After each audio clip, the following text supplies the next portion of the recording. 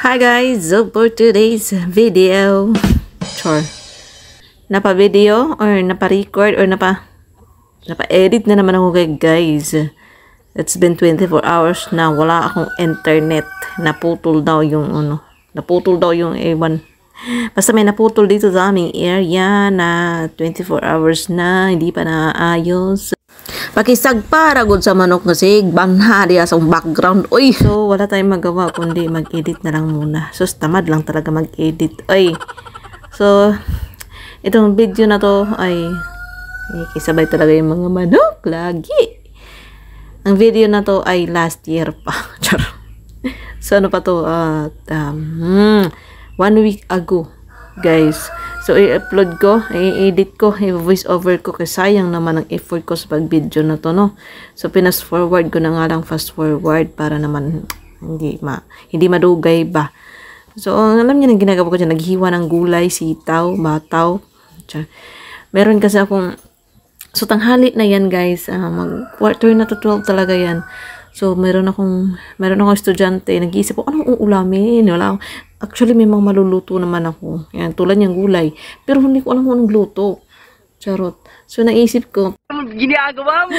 Naisip ko, meron akong tira-tirang seafoods. May seafoods. Nung New Year pa. So, yun ang niritoki ko. Ginataan ko. Lumabas ako ng quarter to 12 na. Diyos ko, malapit na magtanghalian. Malapit na umuwi ng estudyante ko. Pero, yan, carry. Nag-ala Wonder Woman na naman ako. Tapos yung hipon ko, actually, sinadya ko talagang lutuin na rin kasi. That time, parang nung gabi na yan, nag-brown out. So, yung hipon na yan, parang ewan ko, di ko alam, kulang na lang ng nangihitim na siya. So, ginawan ko ng paraan para medyo sumarap-sarap. Lumabas ako, bumili ako ng gata. Syempre, kasi wala naman akong kalobin, andre, wala akong kaguran. Sana all may kaguran, sana all kinakagod, yati. Bakit naman pwedeng pagkagod? So, bumili ako ng Coco Mama sa tindahan kahit late na. So, nagmamadali na talaga. Pero good thing na lang talaga, no, kahit wala tayong kalubin, wala tayong lubi, wala tayong kaguran, may ready-made na mga like that, mga Coco Mama, gata. Yun, so, mabuti na lang din talaga.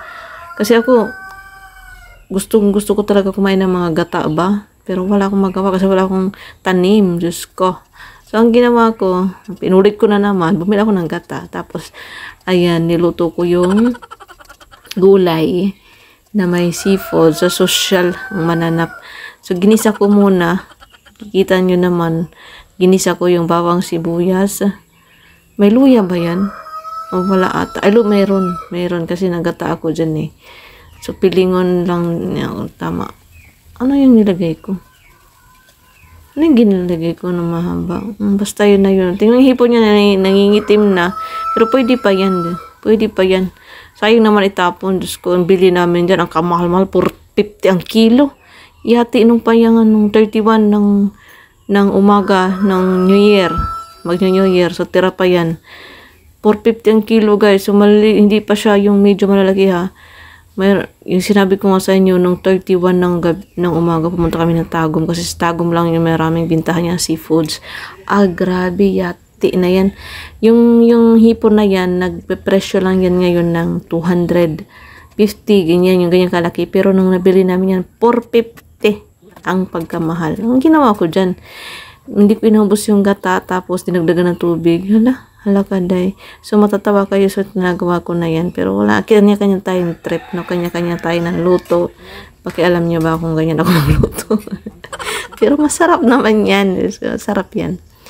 Masarap yan. Favorite ko yan eh. Yung mga ganyang ginataan, lalo na kay ganyang sahog. Ay, Diyos ko, sa amin sa probinsya, ganyan. Lumaki ako sa pangunguha ng mga talaba, talangka. Ewan ko lang ngayon kung may talaba pa ba doon. Talangka, yung alimasag, mga ganyan. Pilingon pod gaday. Ano yun? Kagang ba? Kagang. Yung maliliit na alimango. Ang gulang kwento mo, Mio. Basta nagluto ako dyan ng gulay, nagata, tapos may tira-tira yung New Year. So, yan. Kulang kwentang voice over to. Ambot sa inyo. Ayan. Tapos, may sinasabi ba ako dyan?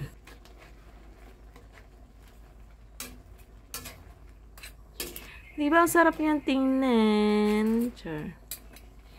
Lalo na pag matikman mo, sobrang sarap niyan, guys. Sabaw pa lang, as in, mabubusog ka na. Hindi pulang pa nga yan, ah.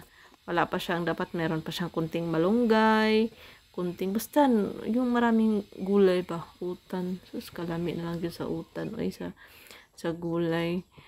Ayun, nagmamala. Tapos dumating na yung estudyante ko dyan, abutan na ako. Di ba dinagdagan ko ng kuko, mama? Dinagdagan ng gata. Hindi ko inubos. Feeling ka kasi, feeling ko kulang pa yung gata. Hindi pa swak sa panlasa ko. The next day.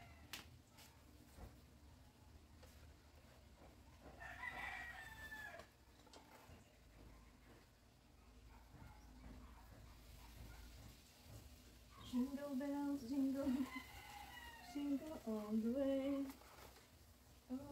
Parang ang bilis ng Christmas at New Year ngayon, no? Ang bilis lang nun. Ang bilis natapos. Isang taon mo hinintay, tapos ang bilis natapos. Ano nangyari? Parang ano lang? Parang time-lapse na. Time-lapse.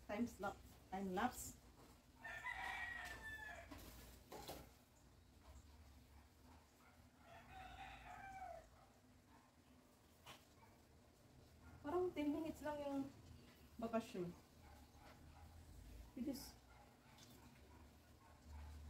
Ang bilis na pangyayari.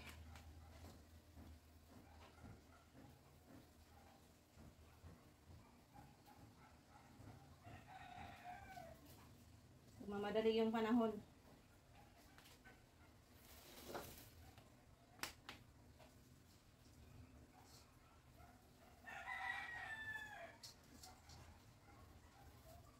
Sa bagod, gidali na ng panahon. Ay, nadali ang tayo ng tuyok. Bilis lang.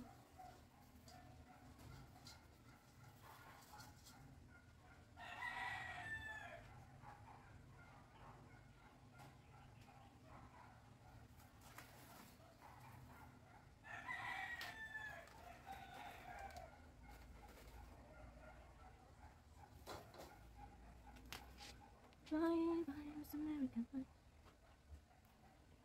Di ba, ang bilis lang ng bakasyon. Parang isang iglap lang.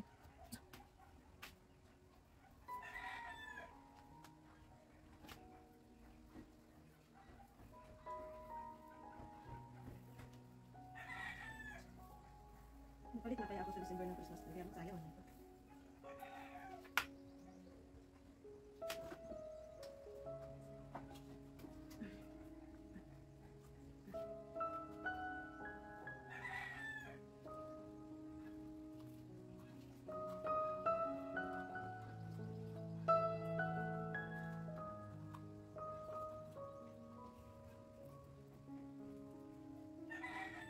Hindi naman pakai ito.